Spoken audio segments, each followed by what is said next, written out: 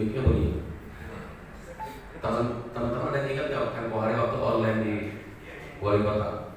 Jadi mic-nya di sini. Jadi suara itu betul-betul dia kuasai di ruangan. Nah itu juga mungkin salah satu contoh ya bagaimana mengendalikan orang. Mic-nya dipegang, yang punya kuasa kan dia doang yang ngomong ya, gitu ya. Baik, assalamualaikum warahmatullahi wabarakatuh. Selamat pagi, salam sejahtera buat kita semua yang kami hormati Ketua FKDM Kecamatan Sanggeran beserta jajaran, bukan beserta staf. Hanya begitu. Kan sama kita yang dilantiknya, diseleksi. Pakai staf ya, aduh, staf khusus mah buset, honornya juga gede ya. WMP. Bahasanya udah putih. Itu urusan kecamatan itu. Baik, yang kami hormati Bang Andri, Korwil FKDM Kota. Bang Andri masa bakti ini bentar lagi habis. 2 minggu lagi dia selesai. Iya, karena SK Gubernur sampai dengan sekarang belum jadi. Iya. Nanti Bang Andri kalau 1, 2, 3 Januari udah nggak boleh nyuruh-nyuruh kita nih. Karena SK-nya belum jadi.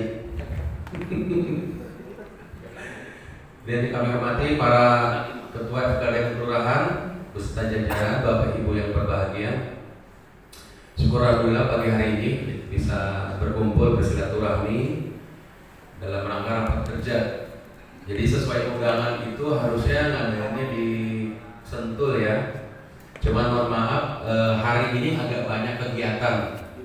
Ada juga jam sekarang di KPU. Kemudian nanti sekitar jam 1 kami harus berangkat ke Qatar karena ada nonton bareng Piala Dunia. Cuma karena tiketnya belum dapat, akhirnya nonton barengnya di kantor wali kota. Gimana nih tracknya? Yang pengen ya, yang berkuasa. Aduh. Iya. Rasa syukur yang luar biasa ya kalau lagi lihat nonton Piala Dunia, berbagai suku bangsa, berbagai bahasa, berbagai agama, adat istiadat betul-betul menyatu. Bersyukur ngadain acaranya di Qatar ya. Kalau di tempat lain ada kawur-kawuran sedikit ya. Iya. Jadi kegiatan ini kayaknya rutin setiap tahun ya Bang. Setiap tahun. Tapi memang untuk tahun ini cuma 1 kali di 2022 ya. Nanti di 2023 1 kali lagi. Oh tiap tahun. Baik, teman-teman semua, pertama saya ngucapin banyak terima kasih buat seluruh jajaran ya, terutama buat teman-teman anggota sama keluarga juga. Ucapan terima kasih yang luar biasa. Walaupun mungkin Pak Wali Kota, Pak Gubernur, Pak Kaban tidak bisa menyampaikan langsung kepada Bapak Ibu semua, teman-teman semua, tapi ini Pak Kiai.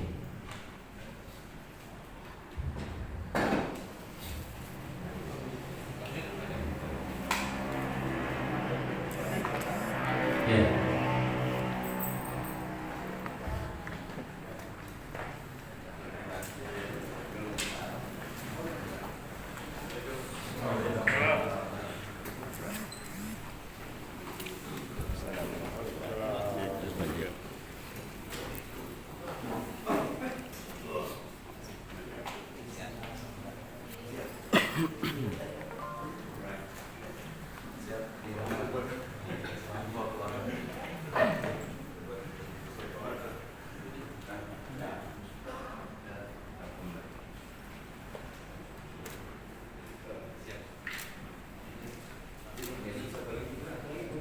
Mohon izin Pak, numpang nyempil Pak, izin. Kemudian bahas saya selalu. Baik, alhamdulillah hari ini kegiatan kita di difasilitasi tentunya oleh Bapak, dan mudah-mudahan ini bisa memberikan keberkahan buat kita semua. Saya mohon izin Pak minta waktu sejenak ya, karena tadi saya udah lapor sebenarnya jadwalnya siang, cuma saya bilang hari ini cukup padat, pagi ini harus sudah ke KPU, kita ada rapat Bapak Humas, kemudian nanti jam 1 kami harus berangkat ke Qatar Pak nonton Piala Dunia. Ya, cuma karena kehabisan tiket, akhirnya nontonnya di kantor wali kota Pak. Tadi saya udah sampai. Jadi saya minta waktu mungkin 3-5 menit. Pertama ucapan terima kasih buat teman-teman semua jajaran FKD atas partisipasinya ya. Sebenarnya teman-teman semua sudah melakukan tugas itu udah di luar tupoksi sebenarnya. Betul deh. Harusnya negara nih ngasih honorarium segede UMP buat teman-teman semua. Ya, saya yakinkan itu. Izin Pak, saya pernah tugas di Jakarta Barat, di Jakarta Pusat, dan di Jakarta Selatan. Apalagi pada saat kita COVID ya, sama-sama kita berjibaku, mulai dari konsolidasi vaksinnya, termasuk sampai di ujung memandikan jenazah, itu luar biasa. Kalau namanya amal ibadah dihitung, pahalanya udah luber itu. Ya, alhamdulillah kita dikasih kesehatan semua. Nah ceritanya sekarang saya lagi mau nitip-nitip tugas baru, ya, tugas baru. Saya yakin dan percaya teman-teman cara berpikirnya sama dengan saya. Kita tidak perlu tampil di paling depan, tetapi kita menjadi motornya. Ya, kita tidak perlu tampil memberikan sambutan, tapi kita yang mengerahkan masanya untuk mendengarkan arahan. Itu yang saya meminta kepada kita semua. Walaupun teman-teman diakui oleh banyak orang, banyak pihak, dan betul-betul dihargai oleh masyarakat, diberikan amanah, tetapi posisi kita adalah anggota biasa, bukan siapa-siapa. Ini saya perlu sampaikan karena kita akan bergerak lebih dalam lagi terkait penanganan rehabilitasi narkoba.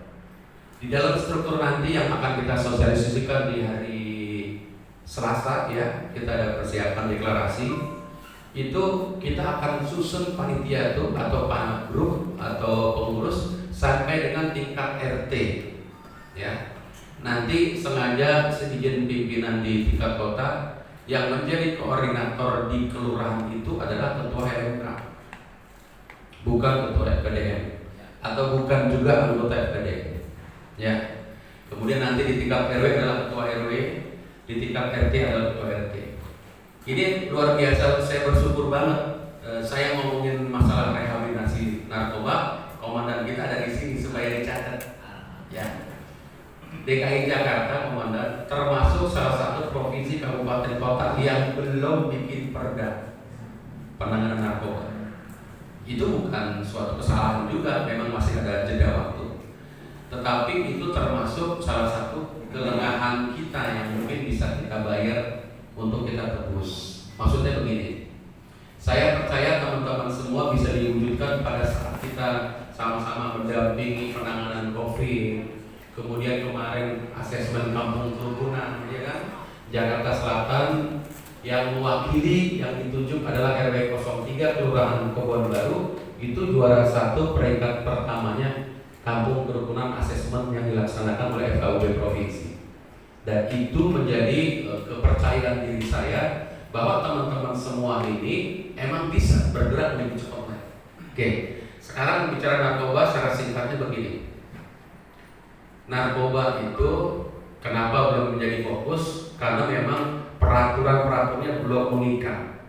Sampai dengan sekarang yang saya tahu, kalaupun ada dinas sosial maupun sudin sosial, itu belum punya panti khusus narkoba atau korban nafsa, belum ada. Itu karena memang belum ada amanatnya langsung melalui perda. Nah, tahun depan 2023 memang penanganan narkoba masuk prioritas pembahasan perdanya, masuk prioritas. Kemudian otomatis nanti bisa diperkuat dengan lanjutannya, Pergub maupun Kepgub. Nah, maksud saya begini, berdasarkan motivasi dan kekuatan keguyuban Jakarta Selatan, kita akan bergerak fokus pada tahapan sosialisasi dan rehabilitasi. Kita nggak ngurusin yang masalah pengedar yang kagak. Kita nggak kita nanti berdampingan dengan BNN, ya. Toh sekarang udah sampai dengan tingkat kecamatan yang koordinatornya. Itu kita akan coba mapping ke keluarga tetangga kiri kanan kita, juga bersama-sama desa wisata. Ya, kegiatan ini senyap, nggak boleh diceritain, karena masih ada rasa kalau yang namanya narkoba itu adalah aib, ya, malu. Nah, cuma ujung-ujungnya nanti takut ditangkap sama TKO-nya, sama Pak Polisi, takut ditangkap. Tapi kalau teman-teman yang kebetulan sudah masuk ke jaring kita, sepanjang dia di rumah, ya, nggak ada tuh ceritanya tanpa barang bukti, misalnya gitu ditangkap, enggak. Tetapi kalau di jalan, di tempat makan, di sekolah, kurang tahu ya, cuma urusannya beda lagi. Yang ingin saya sampaikan begini, mereka adalah korban, ya, yang pasti korban pergaulan sih. Pemda DKI, mohon maaf, ini udah luar biasa. Kalau Bapak Ibu, saya suka cerita ke teman-teman, ini terlalu dimanja nih orang DKI, betul dah. Sekolah, kesehatan, transportasi, PPSU, ya kan? Nah, cuma anak-anak kita yang diurusin dari tahapan posyandu. Siap Pak Wakil, Pak Wakil Camat yang habis kerja bakti. Kita Pak Wakil dulu.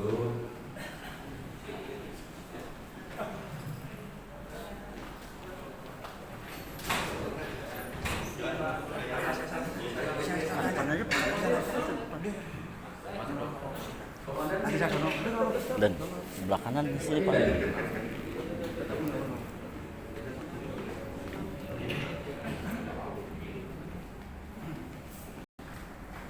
Izin saya lanjutkan.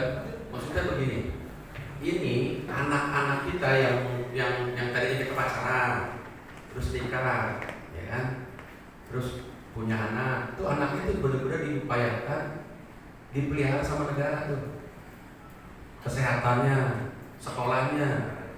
Nah, pas start kuliah, gara-gara salah bergaul, kena narkoba. Itu dalam tempo 2 minggu, kalau kata yang pernah ngerti, itu parah banget.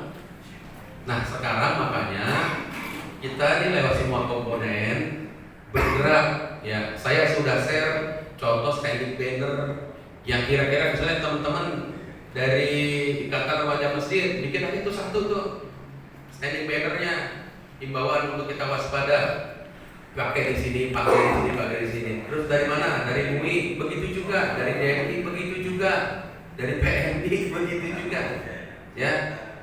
Nah, terus yang selalu saya sampaikan, orang daerah datang ke Jakarta mengadu nasib, yang beruntung dia jadi juragan cilor, juragan pisang, tapi yang nggak beruntung dia jadi PMKS. PMKS aja diurusin sama Pemda DKI. Setahu saya tenaga PHL-nya aja Jakarta Selatan 100 orang. Itu KTP-nya bukan di Mari, kartu keluarganya bukan di Mari, sekolahnya bukan di Jakarta, diurusin sama Pemda. Nah, ini anak-anak korban nafsa. Gara-gara kita anggap narkoba itu aib, akhirnya kagak diurusin. Nah, yang ingin kami lakukan memang mempengaruhi atau lapor sama pimpinan. Walaupun perda itu belum jadi, boleh kali gubernur bikin diskresi. Kita di Jakarta Selatan maupun Jakarta lain masih punya banyak panti yang bisa dialihfungsikan mungkin buat rehab korban nafsa. Kita punya rumah sakit, ada rumah sakit Pasar Minggu, ada rumah sakit Kecamatan rumah sakit apa namanya itu? Iya. Jadi rumah sakitnya terlampau gede, cuman nggak ada yang spesial gitu. Harusnya spesialisasi dong. Ada yang jantung di Mari mungkin, terus ada juga sebagian di sini buat narkoba. Ini yang belum nih, yang belum cara berpikirnya belum saya lihat belum kelihatan banget. Padahal DKI harusnya punya. Kita alhamdulillah dengan APBD yang ada bisa diatur-atur seperti itu.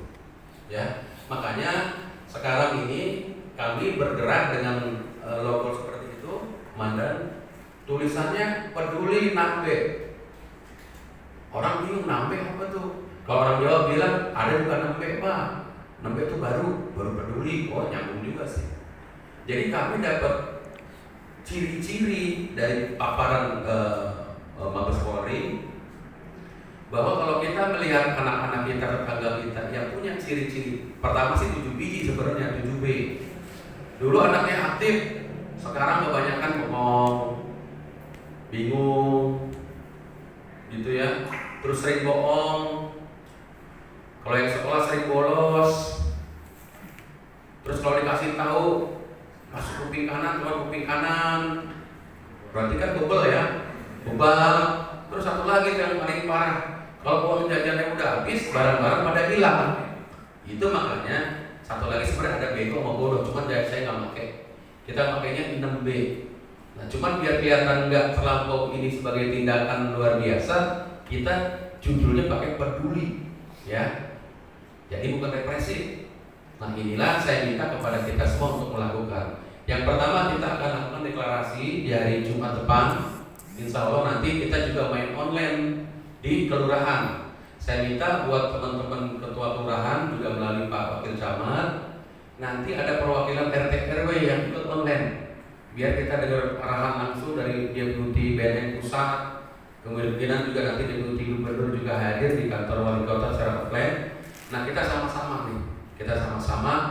Sekali lagi, ini tidak seperti kerja bakti, ini tidak seperti penanganan COVID yang harus kelihatan, enggak. Karena ini masih bisik-bisik tetangga aja. Jangan sampai tetangga kita udah lapor ke kita nih, terus kita aja cerita ke mana-mana. Waduh, mati sudah kita.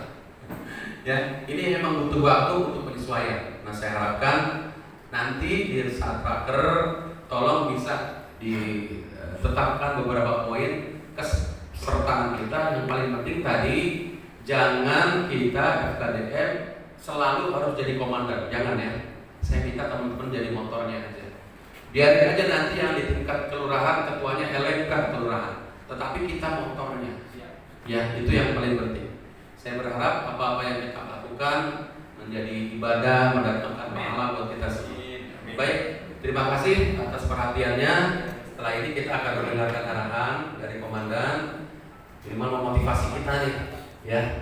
Soalnya sudah waktunya kita untuk lebih fokus lagi kepada lingkungan sekitar kita. Mohon maaf pada kekurangan. Wassalamualaikum warahmatullahi wabarakatuh.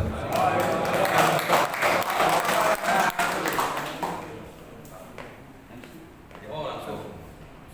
Wah, ini MC banyak Pak. Borongan. Jadi MC-nya kayak main bola hari ini. Assalamualaikum warahmatullahi wabarakatuh. Waalaikumsalam. Ini udah pembahasan yang ketiga nih. Belum 4 ya Bang Dendi ya. Yang penting adil aja. Yang saya hormati Bapak Dr. Haji Wahid yang hadir pada kesempatan ini, dan juga Bapak Wakil Camat, Bapak Putut Putri Nanggung, dan juga Pak Subandita, Bapak Nur Gata, dan juga dari Kapolsek Bapak Syarifudin, Kanit Bimas kita, para ketua FKDM, hadirin sekalian, para seluruh anggota FKDM yang saya hormati. Ini sebagai pembuka sebelum nanti kita dengarkan arahan dari Bapak Wakil Camat kita dan juga dari Bapak Kiai kita. Ini perlu kami informasikan Pak Kiai bahwa di FKDM Kecepatan ini terdapat 44 anggota FKDM, 9 di tingkat kecamatan dan 35 di tingkat kelurahan. Masing-masing kelurahan ada 7 anggota maupun ketua di sana. Kalau kata Pak Kasirban ini kan nggak ada jalur komando ya, kita semuanya sama, cuman koordinator aja ya. Tapi tetap harus kita saling menghormati ya. Kalau ada ketua yang memang sudah kita tunjuk ya tentunya harus kita hormati ya. Dalam satu kapal saja juga kalau nggak ada nakodanya, nanti kalau semuanya mau jadi nakoda juga repot juga, arahnya mau kemana gitu. Hadirin sekalian yang saya hormati, marilah bersama-sama kita dengarkan sambutan serta arahan dari Bapak Wakil Camat Pesanggerahan untuk acara yang akan kita laksanakan pada dari pagi pagi tadi sampai nanti siang hari akan kita lanjut di Sentul sana. Mudah-mudahan acara kita bisa berjalan dengan baik dan lancar tentunya. Ya. Kata Pak Wakil, saya suruh gabung ke Sentul, beliau bilang pembagian tugas nanti Pak Camat yang di sana. Ya, jadi semuanya nanti ada. Kami persilakan Bapak Wakil Camat, Bapak Putut Puji Dinakung. Silakan. Assalamualaikum warahmatullahi wabarakatuh. Bismillahirrahmanirrahim. Alhamdulillahirabbil alamin wa bihi nasta'in wa ala umuri dunya waddin. Shalatu wassalamu ala asyrofil wa ala alihi yang sama-sama kita hormati Bapak Hidayatul Wahid. Selamat datang Pak di kantor Kecamatan Pesanggrahan. Pak Kasubag Gesta, Pak Gede dari Polsek, Pak Haji Kohar beserta jajarannya. Puji syukur kepada Allah Subhanahu wa taala kita bisa berkumpul di sini dalam keadaan sehat walafiat. Semoga niatan kita hari ini senantiasa Allah Subhanahu wa taala meridhoi. Bapak sekalian, mohon izin Pak, saya naik sepedanya dari Matraman Pak, sekalian Pak. Mampir kerja bakti terus nanya jika jam 9 dan sudah jam 9 mulai ke sini.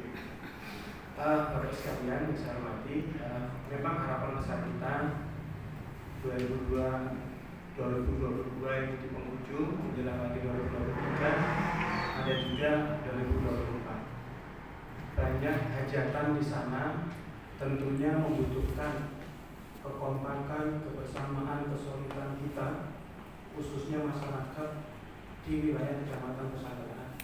Ini kampung kita, orang-orang tidak boleh ganggu-ganggu kenyamanan, kerukunan dan kearifan lokal kita. Silakan mau kenalan sama warga kita, monggo silakan. Itu urusan masing-masing. Tapi jangan ganggu-ganggu keguyuban, kekompakan, kearifan lokal. Nah, melalui FKDN Bapak sekalian, yang FKDN ini kemana-mana Pak, semua urusan itu. Jadi yang punya potensi Pak, kampung kita rusuh, ada FKDN Pak itu Pak. Waspada diri Pak. Kira jadi tumpah.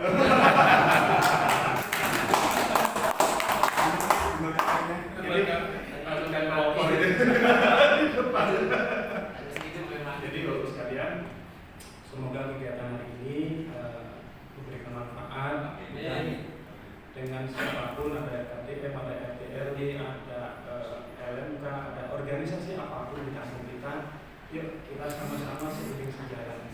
Tidak ada yang paling jagoan, tidak ada yang paling terbelakang. Kalau bersama-sama akan menjadi sapu lidi, akan bisa membersihkan dan menjaga kampung kita. Demikian saya kira. Assalamualaikum warahmatullahi wabarakatuh.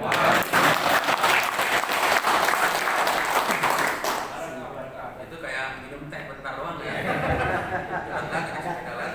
Terima kasih pada Bapak Wakil Camat, Bapak Putut Puji Dinakung yang telah memberikan sambutan serta arahan dan penilaian terhadap FKDN. Ya. Alhamdulillah Pak Wakil Camat, FKDN kita penilaian baik ya Pak ya. Ya, mudah-mudahan A+. Ya.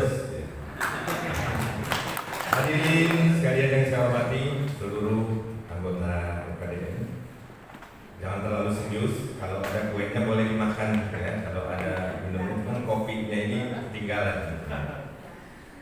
Sebelum kita bersilaturahim ya dengan Bapak Kiai kita, Bapak Hidayat Nur Wahid ya.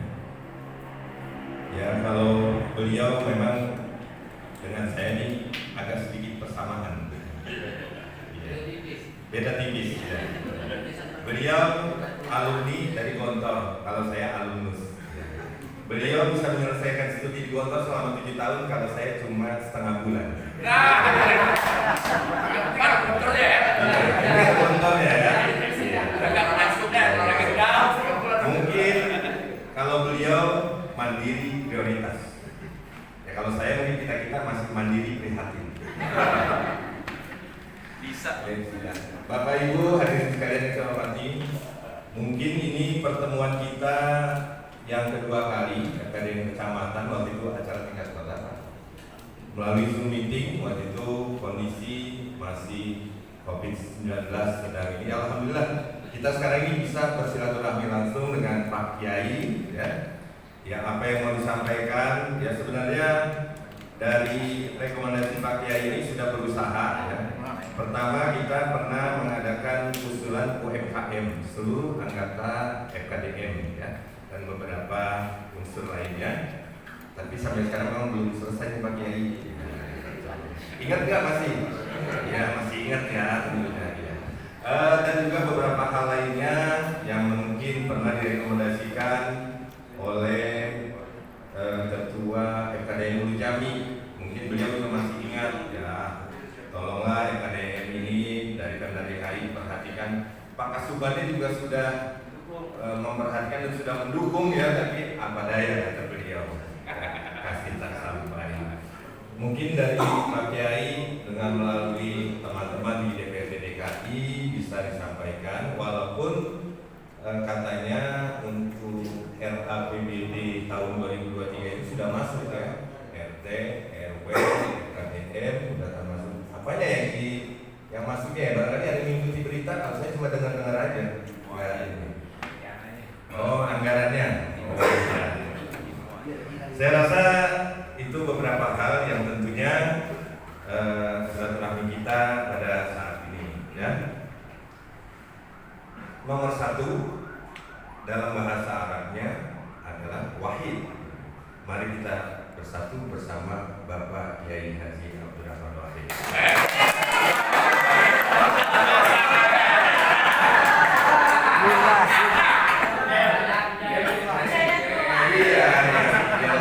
Kalau saya kan kalau ngomong wahid-wahid aja nggak sopan saya.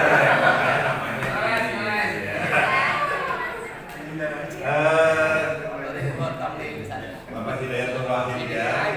Baiklah hadirin sekalian yang saya hormati dan saya cintai, marilah kita dengarkan ya sekapur siri atau arahan ujangan dari Pak Kiai kita, Bapak Kiai Hidayatul Wahid. Kepadanya kami persilakan.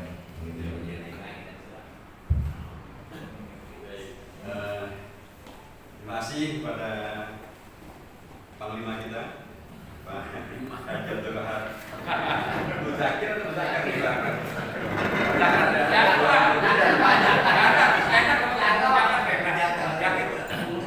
Kalau kamu Muzakir itu kan yang di Sulawesi Selatan. Ya. Kalau Muzakir itu ya tokoh Muhammadiyah. Ini Pak. Dia kan Muhammadiyah. Mestinya Muzakir beliau. Tapi karena di bulan hanya 7 bulan jadi Muzakir. Baik, sekali lagi Assalamualaikum warahmatullahi wabarakatuh. Alhamdulillah diberikan ya Pak Jabar yang saya hormati, Bapak Putu Puji Binangkung ya, dan Bapak Subhan Kespanto Jaksel, Pak Dirhamul Nugraha ya, alasan dari ngomong ke Qatar namanya itu sudah dirham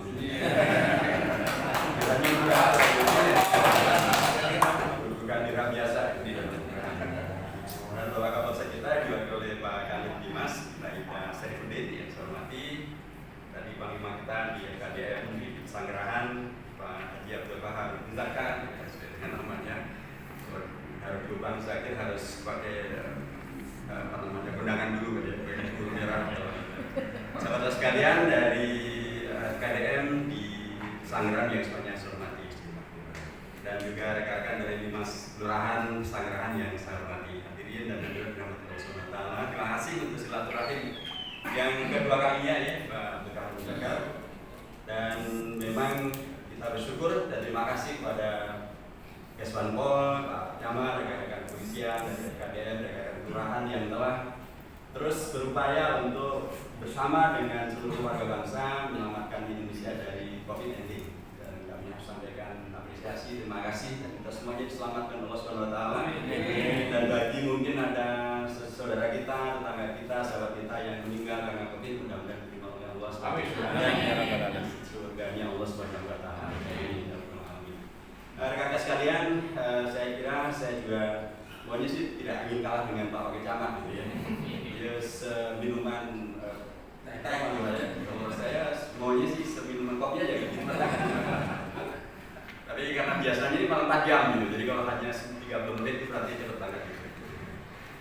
Kegiatan kita sosialisasi 4 pilar MPRRI, Bapak Ibu saya hormati, sesungguhnya adalah upaya untuk menyegarkan kita semuanya tentang dan diri kita semuanya sebagai bangsa Indonesia.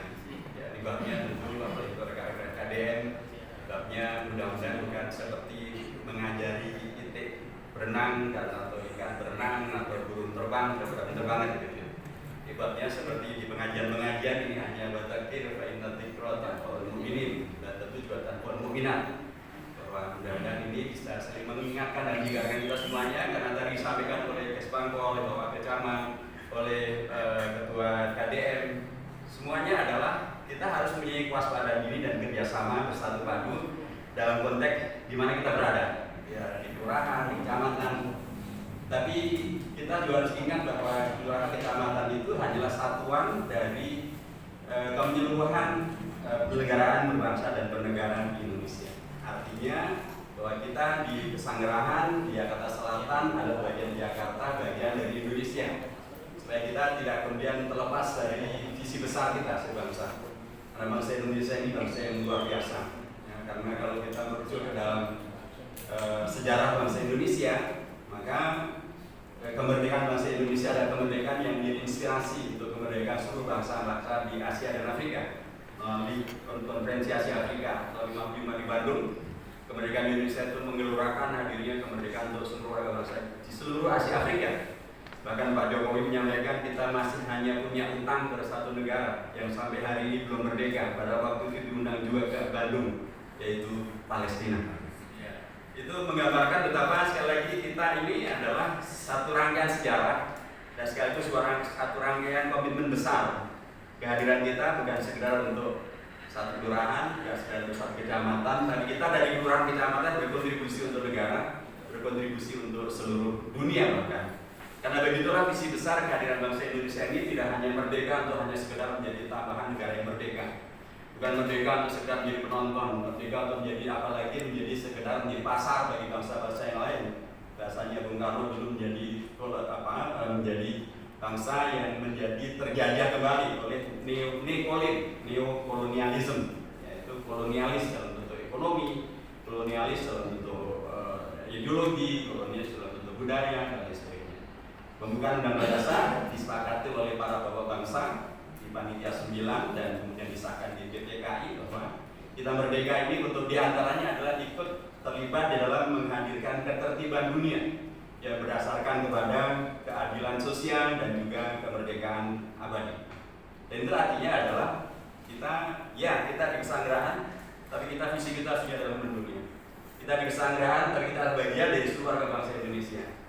Untuk itulah karenanya kami di MPR memang terus kalau dalam bahasanya Pak Ketua MPR itu menyampaikan bahwa ada vaksinasi COVID-19, booster COVID-19 juga vaksinasi ideologi bangsa dan negara. Nah, ideologi kita tersimpul dalam 4 pilar MPR ini, di dalam Pancasila, Undang-Undang Dasar Negara Republik Indonesia tahun 45, di dalam NKRI dan juga di dalam Bhinneka Tunggal Ika. Tentu saja kami juga sangat mementingkan adanya rekan-rekan FKDM yang bisa mempunyai kewaspadaan dini di tengah masyarakat. Sehingga bila ada anasir-anasir yang kemudian tidak sesuai dengan 4 pilar ini, ada yang kemudian memecah belah warga bangsa, itu pasti tidak sesuai dengan prinsip NKRI, tidak sesuai dengan prinsip Bhinneka Tunggal Ika. Ada yang kemudian menyerukan separatisme misalnya, seperti kejadian sekarang di Papua misalnya, itu pasti tidak sesuai dengan prinsip NKRI. Dan pendukungnya kan ada di mana-mana. Bahkan berapa kali mereka demo di Bundaran HI tanggal 1 Desember, demo di beberapa kota yang lain. Ya, ini tentu tidak sesuai dengan prinsip NKRI. Undang-Undang Dasar misalnya, tiba-tiba ada yang ingin mengingkari Undang-Undang Dasar ya, dengan ideologi apapun ya. Itu tentu juga tidak sesuai dan tidak dibenarkan. Pancasila, kemudian ada yang kemudian menolak Pancasila, tentu itu juga tidak sesuai dengan ideologi yang kita yakin. Kalau itu ada kemudian di tingkat daerah, penting untuk kemudian segera kita menjadi bagian dari yang menyelesaikan. Tetapi tentu saja kalau di pesantren itu putra beliau ternyata mengalahkan dia. Kalau dia hanya 7 bulan di pesantren, putra beliau sampai jadi alumni di Gontor. Sekarang telah jadi ustaz di Gontor. Jadi yang penting adalah bukan kita yang punya anak-anak kita. Dan memang beliau sangat cerdas untuk di Gontor 7 bulan. Kalau saya perlu 7 tahun Pak.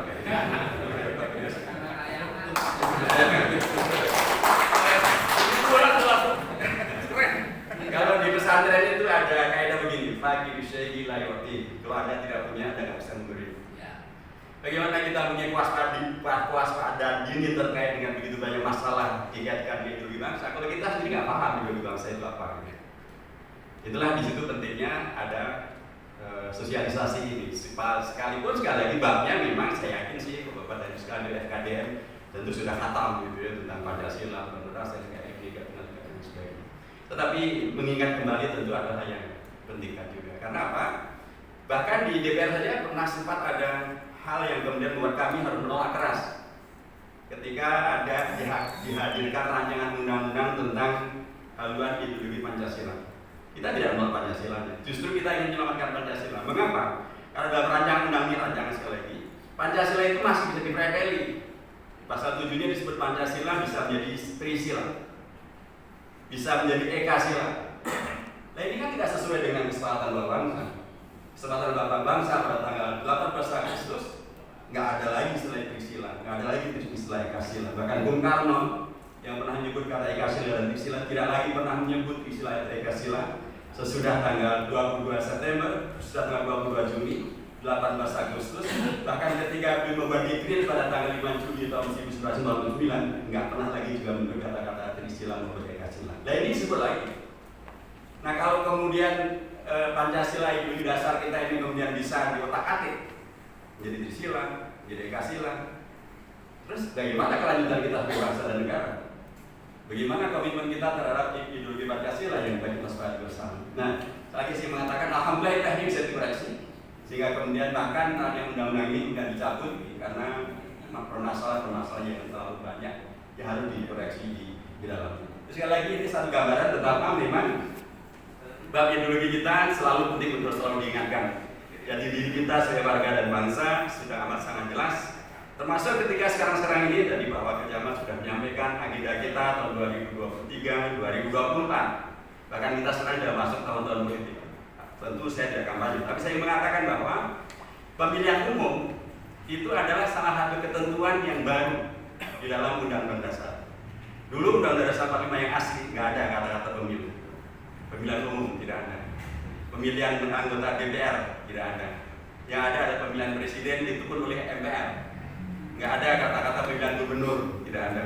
Nggak ada kata-kata pemilihan umum 5 tahun sekali, tidak ada. Ketentuan pemilu itu dulu adanya di undang-undang. Sekarang itu di Undang-Undang Dasar pasal 22E ayat 1, 2, 3, dan 4. Dan pemilihan umum itu nggak gratisan tentu. Maksudnya bukan kemudian menghadirkan money politik atau kemudian menghadirkan yang dengan serangan fajar yang sekarang ini semakin agresif. Serangan fajar, serangan duha, serangan zuhur, serangan isya, serangan maghrib, serangan isya. Yang paling dasar lah, serangan waktu tahajud. Wah, rasa itu bisa bertrek-trek di bawah, sehingga kadang-kadang harus dicegah juga supaya tidak terjadi manipulasi.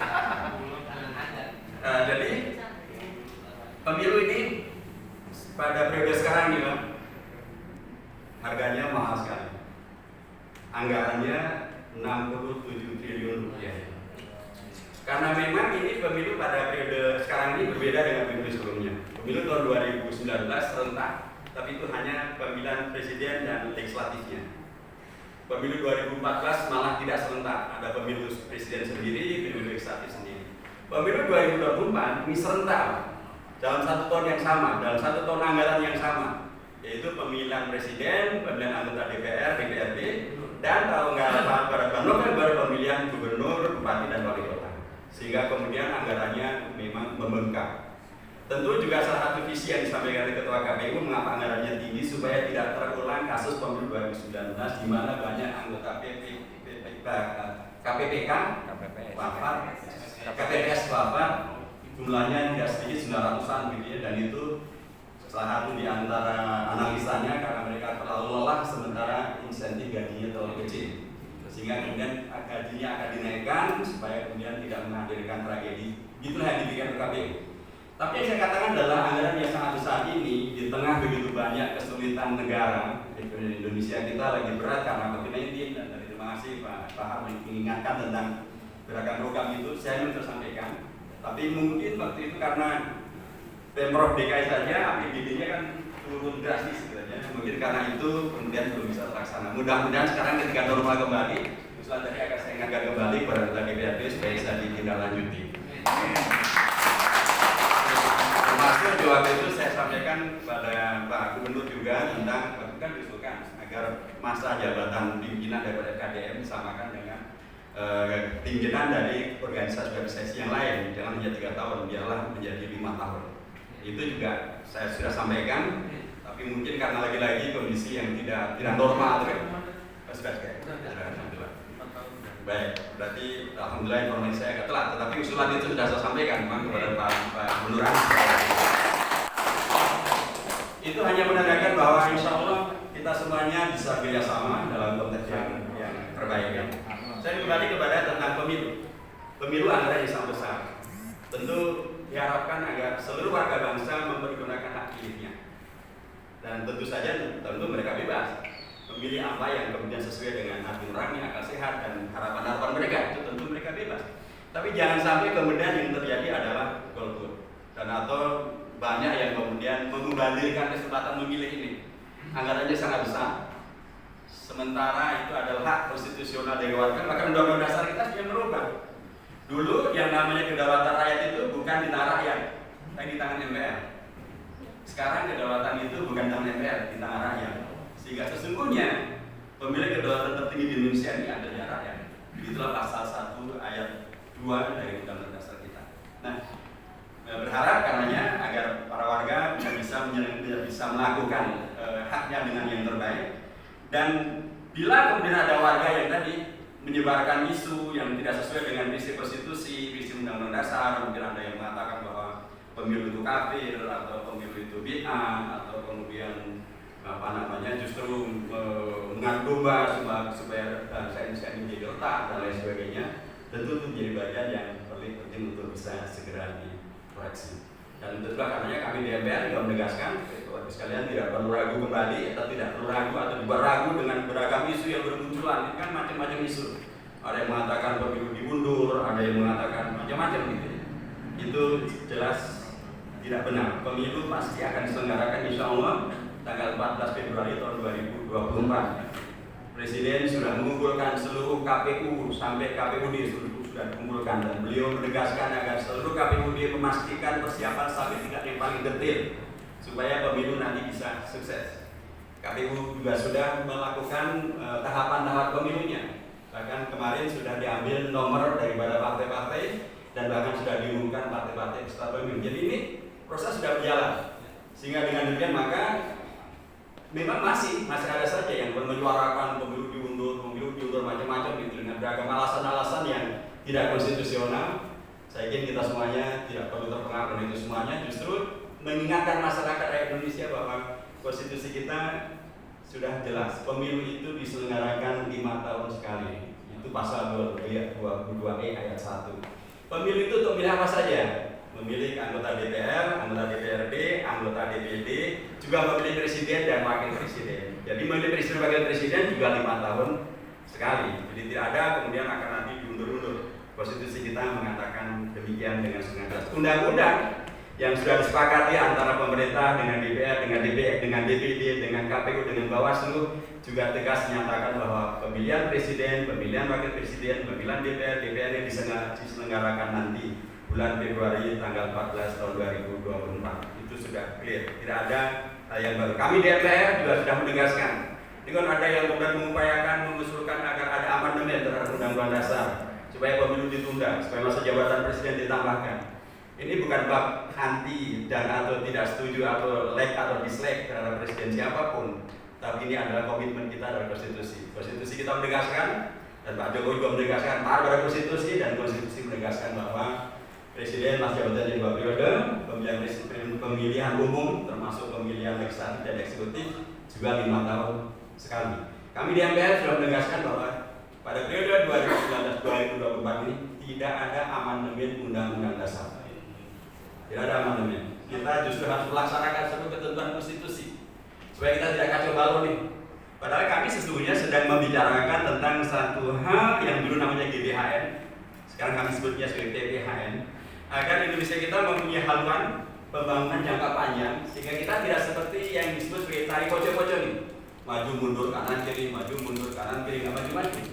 Sementara tetangga-tetangga kita sudah maju. Itu Malaysia, Pak. Kita masih ingat ya. Malaysia itu dulu Petronasnya itu belajar dari Pertamina.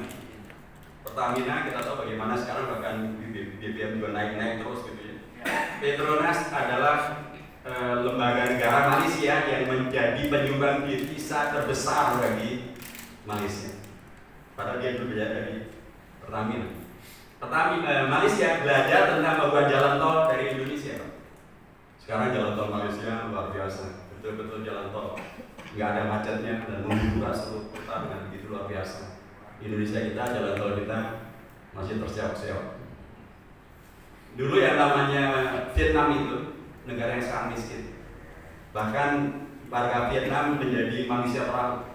20.000 lebih manusia Vietnam mengungsi ke Indonesia, ditampung di Pulau Galuh. Puluhan tahun, belasan tahun mereka ada di sana. Mereka belajar dari Indonesia tentang bagaimana mengelola pertanian dan politik pertanian. Negaranya belajar dari Indonesia. Sekarang Indonesia impor beras dari mana? Dari Vietnam.